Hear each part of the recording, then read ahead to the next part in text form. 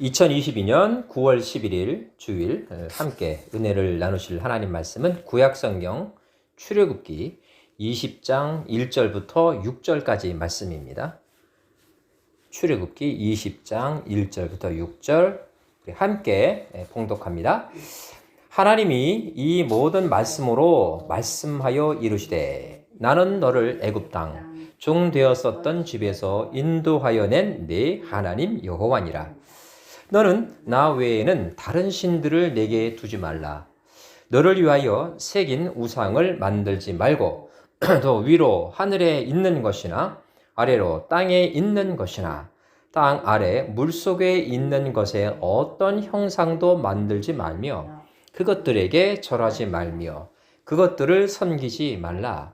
나 내 하나님 여호와는 질투하는 하나님인즉 나를 미워하는 자의 죄를 갚되 아버지로부터 아들에게로 3, 4대까지 이르게 하거니와 나를 사랑하고 내 계명을 지키는 자에게는 1000대까지 은혜를 베푸느니라. 네, 오늘 설교의 주제는 그리스도인과 제사입니다. 이 제목 자체에서 오늘 설교의 초점이 탁 모아지죠. 제가 어떤 설교를 할지 감이 잡히시게 될 겁니다.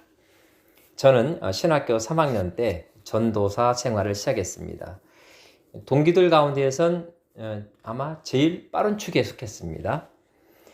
그러다 보니까 목회 경험이 너무 모자랐습니다. 지금 생각해도 얼굴 붉혀지는 실수를 참 많이 했습니다. 그 중에 하나가 바로 이 제사 문제였습니다. 한번 생각해 보시기 바랍니다, 여러분. 이 신학교도 졸업하지 않고 게다가 이제 막 결혼한 정말 사회생활 초년병이 무엇을 알겠습니까? 그렇죠? 추석이나 설날 때가 되면 교인들을 만나기가 참 무서웠습니다. 이 잘못 상담했다가는 이 성도님들이 명절 새로 시골 갔다가 이혼당하기 딱 십사항이었기 때문이죠.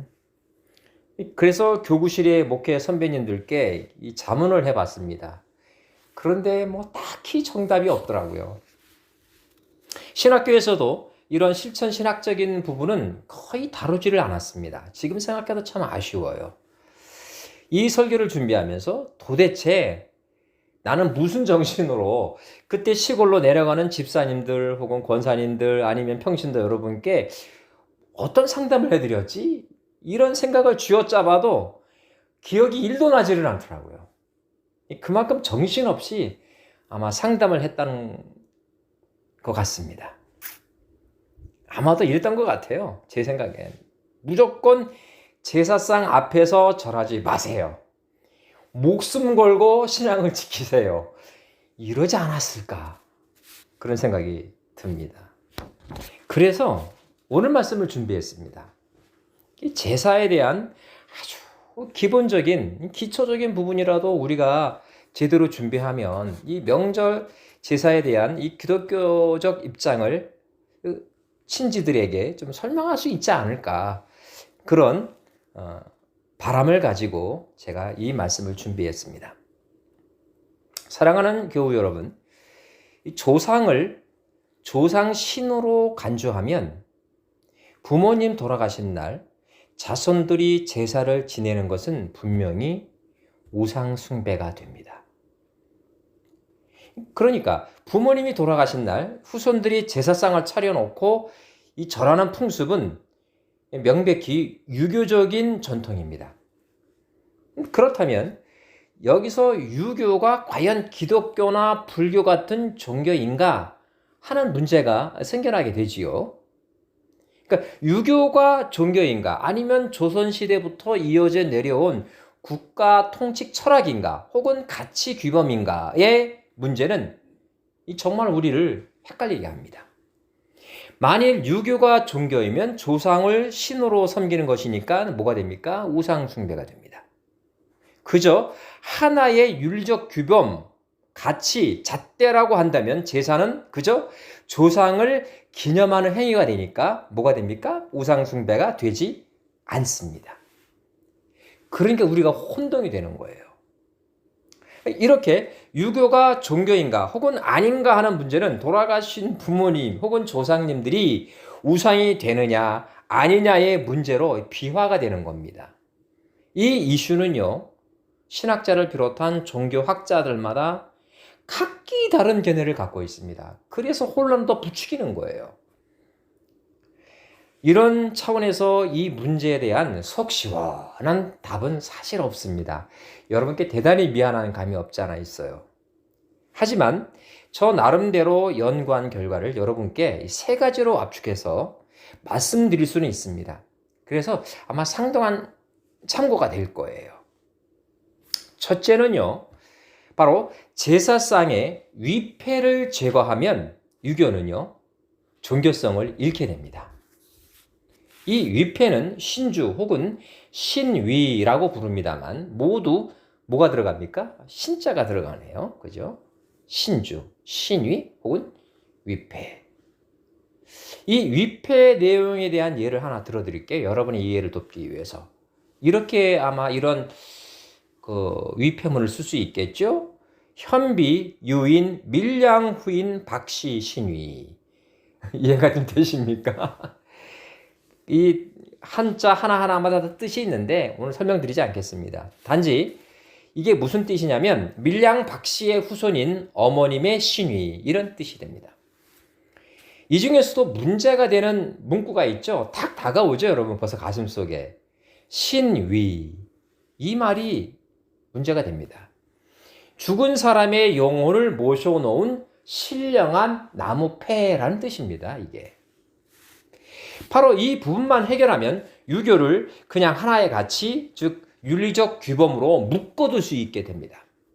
위패를 고, 집사, 박, 아무개 혹은 돌아가신 분이 예수를 믿지 않고 돌아가셨다면 그냥 고, 박, 아무개 라는 식의 명패로 바꾸면 문제가 상당히 해소가 됩니다.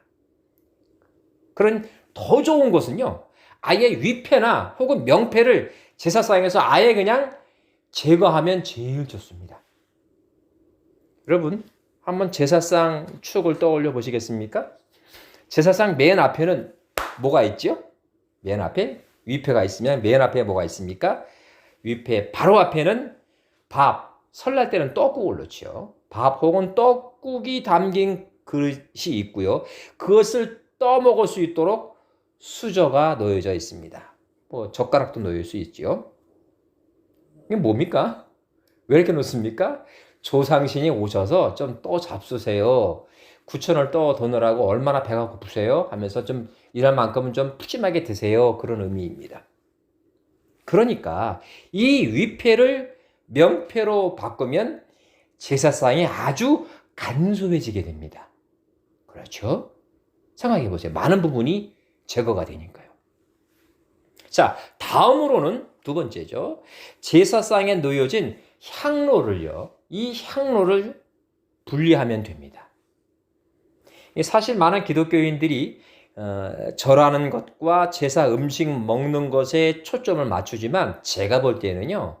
이 향을 피우는 행위가 굉장히 더 심각한 문제입니다. 여러분, 향을 피우는 의미는 여러 가지 의미가 있습니다만 두 가지만 기억하시면 됩니다. 과거에는 시신을 안방에 모셨기 때문에 날짜가 지나가면 더더군다나 여름철에 장례가 나면 어떻습니까? 냄새가 많이 납니다. 저는 너무너무 잘 알아요, 그거를. 그래서 그 시신이 풍기는 냄새를 좀 제거하려고 향을 피웁니다. 그게 기초적인 근거입니다. 그런데요, 제사상에 향을 피운다는 것은요, 일종의 강신 행위입니다. 뭐예요? 신을 부르는 행위입니다. 거기다가 향을 보통 몇 번 꼽죠? 뿌리거나 3번을 뿌립니다. 그 의미를 잘 아십니까? 그거는요, 완전한 복종을 의미하는 거예요. 조상신에 대한, 더 심하게 말한다면 그 신에 대한 혹은 귀신에 대한 완벽한 복종, 100%의 헌신을 의미하는 겁니다. 이 행위를 우리 그리스도인들이 제삿날 도저히 행위를 행할 수는 없는 겁니다. 그리스도 가정에서 꼭 제사를 드려야 되겠다 할 경우에는요, 적어도 이 향로를 치워야 합니다.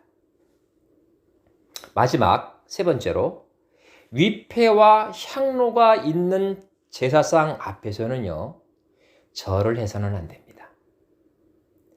산 사람에게 절하는 것은 문제가 되지 않는데, 죽은 분에게, 돌아가신 분에게 절을 하게 되면 성경 해석상 명백히 우상 숭배가 되기 때문입니다. 그게 성경의 가르침이에요. 많은 그리스도인들이 제사 음식이나 향을 피우는 문제보다 이 절하는 문제에 민감한 이유가 바로 이것 때문입니다. 사실 제사상 앞에서 절하는 이유는 조상의 혼령이 머무는 무엇이 있기 때문입니까? 신위, 즉 위패가 있기 때문입니다. 따라서 위패만 제사상에서 제거할 수 있다면 거의 모든 문제가 해결됩니다. 위패가 없으면 무엇을 피울 이유가 없어지기 때문입니까? 향을 피울 이유가 없는 겁니다. 위패의 그 나무패는 신이 와서 머무는 공간인데 그게 없는데 굳이 신을 부를 이유가 없잖아요. 그것도 3번씩이나 향을 피울 필요가 없게 되는 겁니다. 그러니까 위패가 없는데 쉽게 말하면 조상신이 올 리가 없잖아요. 상식 아니겠습니까? 조상신이 자리 잡을 신위도 없고 조상신을 부르는 향도 없는데 절을 할 이유가 있습니까? 없습니까? 당연히 없는 겁니다. 이래서 제사상에서의 위패가 그렇게 중요한 겁니다. 여러분, 오늘 우리가 함께 읽은 성경 본문은요, 10계명 가운데 1계명과 2계명을 다루고 있습니다. 요지는 이렇습니다. 여호와 하나님 외에는 다른 신을 섬기지 말라. 그리고 우상을 만들어서 절하거나 섬기지 말라. 그러니까 절하는 행위는 그 뭐예요? 기념하거나 추억하는 행위가 아니라 서브, 즉 섬기는 행위가 되는 겁니다. 기념이나 추억 그 이상의 의미를 담고 있는 거예요. 여러분, 섬긴다는 의미를 가벼이 여기서는 안 됩니다. 바로 이것들입니다. 제사상에 올려진 위패가 바로 이 우상에 해당합니다. 성경에서 언급하는 우상은 꼭 무섭게 생긴 거대한 목조물 혹은 석조, 구조물 이런 것만을 말하지는 않습니다. 여러분, 우리가 믿음의 조상으로 존경하는 아브라함의 아버지가 누구죠? 데라입니다. 이 데라의 직업이 뭐였습니까? 이 사람의 직업은 물론 하나님 부르심을 받기 전의 일이긴 하지만 손으로 들고 다니는 조그마한 목각 우상을 만들어 파는 사람이었습니다. 왜 그랬을까요? 수입이 좋기 때문입니다. 그뿐인가요? 여러분, 창세기 31장 34절 이하를 자세히 살펴보게 되면요, 야곱의 아내 라헬이 30cm 안팎의 크기로 만들어진 드라빔이라는 목각 우상을 가지고 있었습니다. 그것을 자기 아버지 몰래 가지고 오다가 라반이 야곱을 쫓아오지요. 그러니까 야곱이 묻죠. 삼촌이 왜 나를 쫓습니까? 근데 변명에 궁색해진 라반이 뭐라고 말합니까? 이 드라빔을 누가 훔쳐갔어.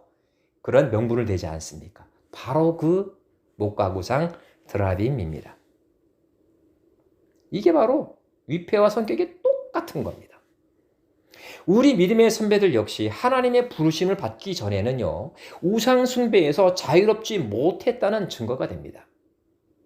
제사상의 위패는 거듭 말씀드립니다. 이 드라빔 같은 거예요. 가족의 안위를 지킨다는 그 드라빔의 성격은요, 조상신을 모시는, 그래서 그 조상신이 우리 가족을 좀 지켜주십시오 라는 성격을 갖는 위패와 100% 그 가치를 함께하는 겁니다. 그래서 우리는 제사상에 위패가 모셔져 있고 향로에서 향이 뿜어져 올라오는 그 자리에서 몸을 굽혀 절을 해서는 안 된다는 겁니다. 근데 말이죠, 이건 살아계신 부모님께 세배 드리는 것과 완전히 그 성격을 달리합니다. 절대 오해해서는 안 됩니다. 만일 신위가 모셔진 제사상에서 조상신에게 절하는 행위하고요, 설날 세배 드리는 성격을 같다고 말해버린다면요, 살아계신 부모님을 어떻게 취급하는 겁니까? 죽은 사람 취급하는 거예요. 굉장히 큰 신뢰가 되는 겁니다. 생존에 계신 부모님께 절을 하는 거는요, 십계명이 금하는 우상을 섬기는 그런 섬김의 표시가 아닙니다. 사랑과 존경의 표시인 것이죠. 이런 차원에서 우리 그리스도인들은요, 설날 세배는요, 아주 정성스럽게 형식을 갖춰서 할 필요가 있습니다. 그렇다면 이쯤에서 이런 질문이 나올 수 있겠죠. 그럼 목사님 좋습니다. 위패나 향을 피우지 않은 제사상에서는 절을 해도 됩니까? 이런 질문 나올까요? 안 나올까요? 당연히 나올 수 있습니다. 제 대답은 이렇습니다. 네, 하십시오. 아무 문제 없습니다. 다만 위패도 없는 제사에 왜 절을 해야 하나요? 제가 조금 전 말씀드렸죠. 그런 제사는 아무도 절을 강요하지 않을 거라고요. 제가 그런 경험이 있어서 드리는 말씀이에요. 왜 이런 대답이 가능할까요? 제사에서의 절은 또 말씀드려요. 신위 즉 위패에 대한 철저한 100%의 무슨 행위입니까? 복종의 행위입니다. 다른 거 아무것도 없어요. 아마도 위패가 없는 제사가 있다면 주변 사람들이 굳이 절을 강요하지 않습니다. 할 필요가 없기 때문이에요. 그분들도 위패의 성격을 너무나 잘 알고 있기 때문입니다. 다만 그럼에도 불구하고 누군가가 절을 막 강요한다면 선체로 가볍게 목례만 하시면 됩니다. 제가 초보 전도사 때 이런 말을 아무도 해주질 않더라고요. 지금 생각해도 너무 아쉬워요. 좋습니다. 자, 다음으로는요. 제사에서의 형식 못지않게 우리 그리스도인들을 괴롭히는 이 제사 음식에 대해서 한번 살펴볼까요? 사실 이게 더 문제긴 문제예요. 현실적인 문제. 네, 이거는요. 자세한 설명이 필요 없습니다. 그저 성경 몇 구절만 살펴보면 그냥 끝날 문제입니다. 게임 오버입니다. 먼저 시편 106편 28절과 29절을 제가 읽어드리겠습니다. 찾지 않아도 됩니다. 그들이 또 부월에 바알과 연합하여, 이거 바알 부월이라고 하기도 하죠.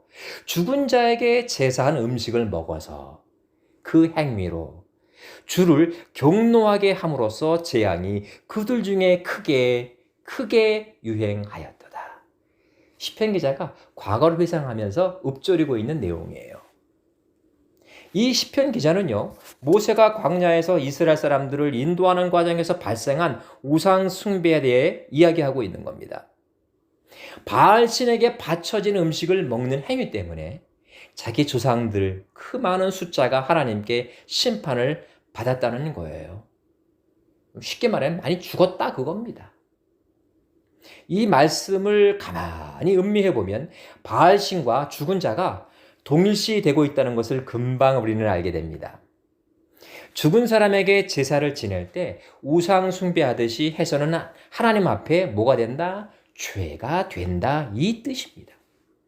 즉 죽은 자는 섬김의 대상이 될 수 없다는 거죠.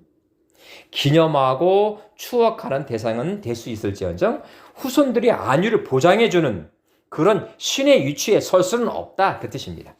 이래서 구약에서 여호와 하나님을 묘사할 때요. 어떻게 묘사가 됩니까? 항상 죽어 땅에 묻히신 하나님 그렇게 말씀하나요? 아니잖아요. 항상 living God, 살아계신 하나님, 살아계신 주 여호와 하나님 하는 이유가 여기에 있는 거예요.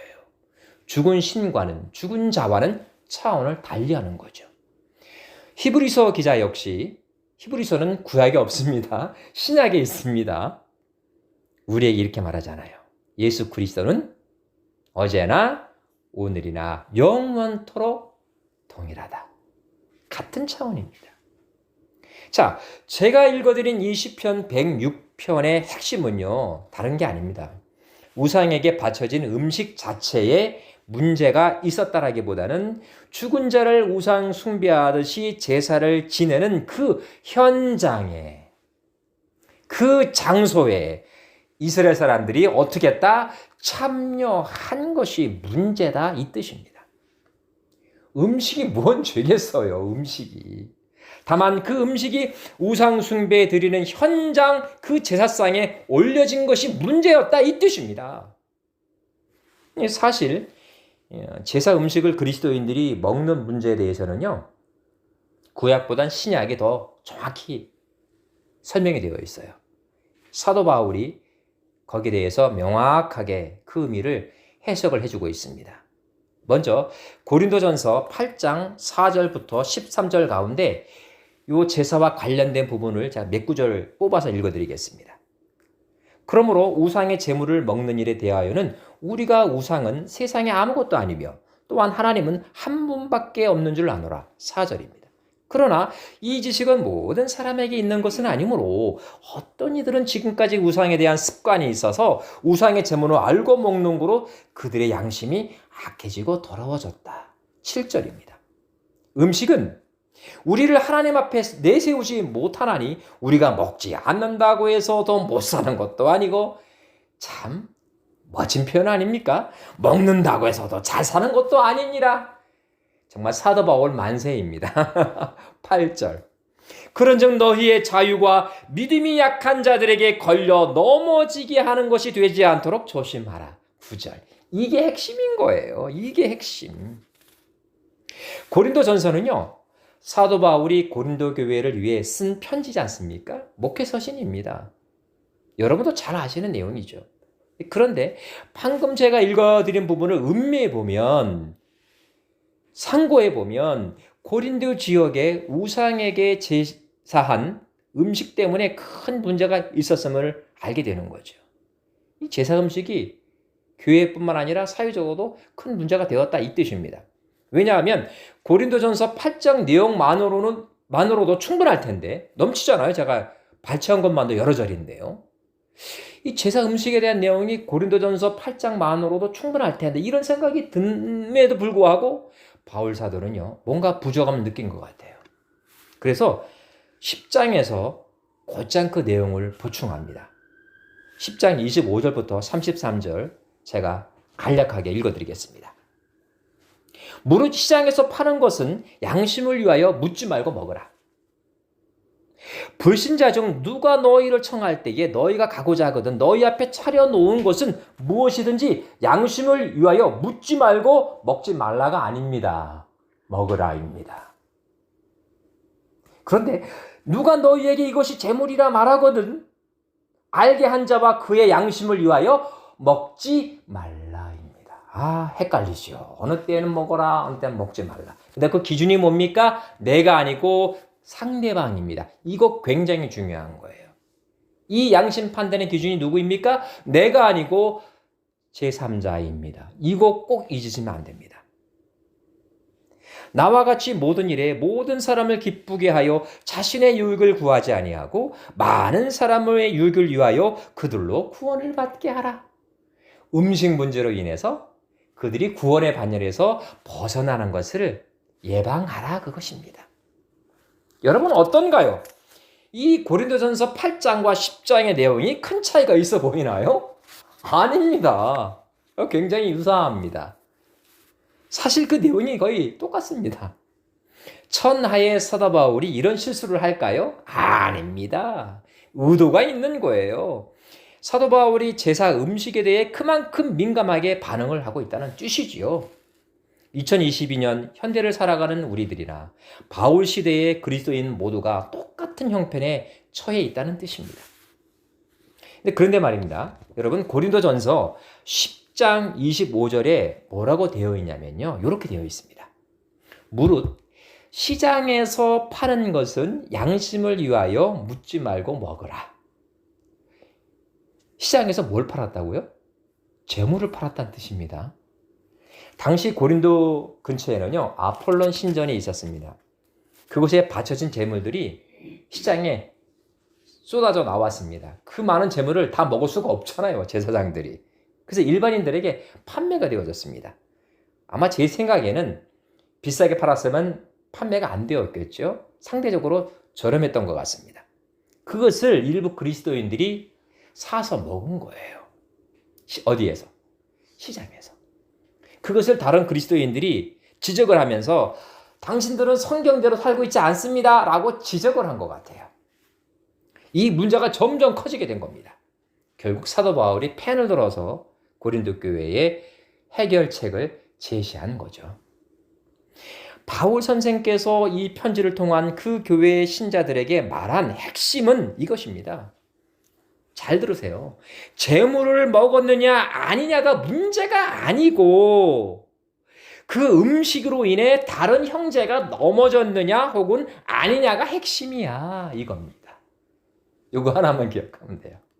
쉽게 말해 제사 음식을 문제 삼는 형제가 내가 재물을 먹는 현장에 있을 경우 그의 영혼을 위해서 먹지 마라고 아닙니다. 이게 딱 그죠? 5-2가 아니에요. 그 영혼을 위해서 안 먹는 것이 좋아 권면하고 있는 겁니다. 방금 읽은 성경 말씀처럼 그의 영혼 구원을 위해서. 그 반대로 옆에 있는 형제들이나 자매들이 문제 삼지 않으면 자유롭게 먹으면 됩니다. 오늘 말씀의 결론은 이렇습니다. 하나님 앞에 자신이 참신이라고 주장할 수 있는 우상은 이 세상에 단 하나도 없습니다. 당연히 죽은 자는 추억의 대상은 될지언정 숭배, 즉 섬김의 대상은 아닙니다. 고로 이렇게 하나님 앞에서 아무 의미 없는 우상과 죽은 자에게 바쳐진 음식들은 우리의 영적 자유에 전혀 걸림돌이 될 수 없습니다. 제 말이 아니에요. 성경 말씀이 그렇습니다. 그냥 쉽게 말해서 우리 그리스도인들이 음식을 먹는 데에 제한되는 걸림돌은 하나도 없습니다. 왜냐하면요. 제 말 잘 들으셔야 돼요. 음식이 우리를 거룩하게 만들 수 있거나 추잡하게 만들 수 없기 때문입니다. 쉽게 말해 뭐예요? 음식은 음식일 뿐이에요. 한 걸음 더 나아가서 음식이 뭔 죄가 있겠어요? 그렇지 않습니까? 다만 항상 요 첨가되는 다만이 문제예요. 다만 우상 숭배가 행해지는 현장에서 아까 말씀드렸잖아요. 그죠? 시편 기자 말씀 꼭 기억하시기 바랍니다. 우상 숭배가 실시간으로 행해지는 현장에서 내놓여진 음식은 조심할 필요가 있습니다. 가령 무당이 덩덕궁 푸닥거리를 행하는 자리에서 그리스도인이 쩝쩝거리고 음식을 먹는다면 그 행위로 인해서 그가 어떤 역임을 받습니까? 우상을 숭배한다라고 오해받을 수 있잖아요. 그런 자리든 좀 조심해야 한다 이야기입니다. 이런 생각의 연장선상에서 우리가 가정에서 돌아가신 부모님을 기억하면서 추모 예배를 드리고, 그죠? 차린 음식을 먹는 것은 너무너무나 자연스러운 일입니다. 그것이 우리의 신앙에 걸림돌이 될 수 없어요. 그리스도인들에게 있어서 제사는요, 조상신을 섬기는 그 형식을 추종하는 것이 아니라 자신들의 부모님들이나 그 이상의 조상들을 기억하고 그들이 행한 일들을 추억하고 그것을 후손들에게 물려주는 일종의 현장 체험장이에요. 제사라기보단 뭐라고요? 현장 체험 학습이라 그겁니다. 다시 말해 제사의 형식이 중요한 게 아니라 제사의 내용이 중요하다 이 뜻입니다. 우리 다 함께 로마서 14장 15절부터 17절까지를 읽으면서 오늘 예배를 마무리 짓고자 합니다. 로마서 14장 15절부터 17절 함께 읽습니다. 만일 음식으로 말미암아 내 형제가 근심하게 되면 이는 내가 사랑으로 행하지 아니함이라. 그리스도께서 대신하여 죽으신 형제를 내 음식으로 망하게 하지 말라. 그러므로 너희의 선한 것이 비방을 받지 않게 하라. 하나님의 나라는 먹는 것과 마시는 것이 아니요 오직 성령 안에 있는 의와 평강과 희락이라. 아멘.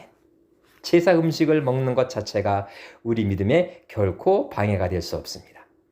다만 조상신을 모신다는 위패와 신을 부른다는 향피우기 그리고 그것들 앞에서 절하는 것만 조심하면 됩니다. 만일 그 누군가가 절을 강권한다면 가벼운 목례로 대처하십시오. 가족이나 친지들과 함께 제사 음식 먹는 것은 전혀 우리의 신앙과 관계가 없습니다.